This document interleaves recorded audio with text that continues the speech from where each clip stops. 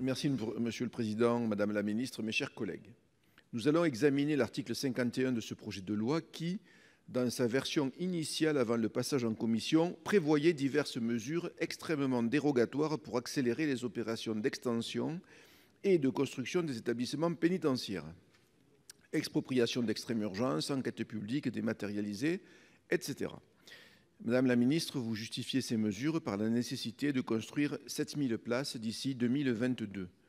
Mais en novembre 2016, l'ancien garde des Sceaux, M. Jean-Jacques Urvoas, avait déjà identifié des terrains et élaboré un plan de 15 000 places, principalement concentré sur les maisons d'arrêt et les quartiers de préparation à la sortie. Je souhaiterais savoir ce qui a été réellement prévu pour la construction de ces 15 000 places. Pourquoi la liste des implantations retenues pour le plan 15 000 n'a-t-elle toujours pas été communiquée aux parlementaires ? Beaucoup de temps a été perdu qui ne peut être aujourd'hui compensé par des mesures extrêmement dérogatoires et préjudiciables pour les riverains de ces établissements. Vous avez besoin de ces mesures pour accélérer les opérations de rénovation et d'extension des établissements pénitentiaires existants.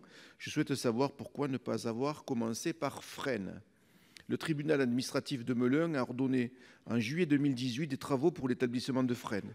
Le tribunal a notamment exigé un système d'évacuation d'eau, la dératisation des lieux pour cet établissement vétuste qui se trouve dans un état épouvantable.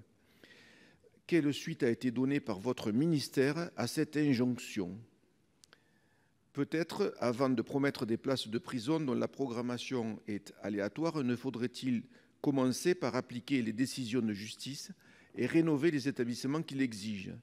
De plus, vous savez très bien que chaque année, les dotations accordées en loi de finances pour la maintenance des établissements pénitentiaires sont insuffisantes.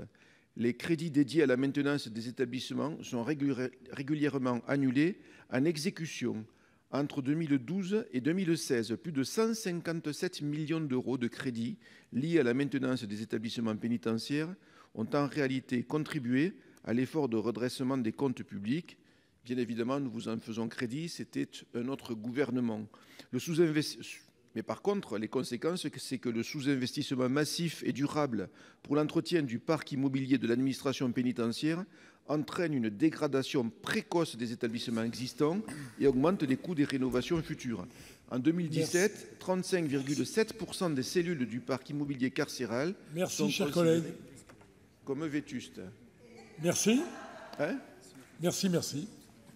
La parole est à Monsieur Michel Raison. Je n'ai pas pu finir.